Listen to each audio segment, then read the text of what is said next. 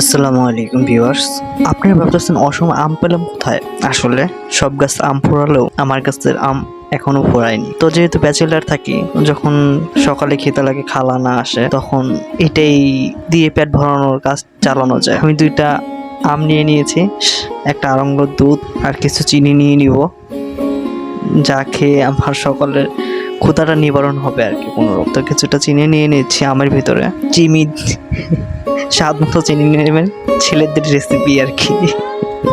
তো কিছুটা চিনি নেওয়ার পর এটাকে সুন্দর করে মেখে নিব। মাখামাখি করার পরে তারপর হচ্ছে আমি মুড়ি নিয়ে নিব। এর মধ্যে মুড়ি দিয়ে এটাকে সুন্দর করে খাওয়া যাবে। সত্যি কথা খুবই মজাদার একটা খাবার, জানি না কে ট্রাই করতো, এটা খুবই ভাল লাগে। সকালে আর কি খাওয়া যায় এটা।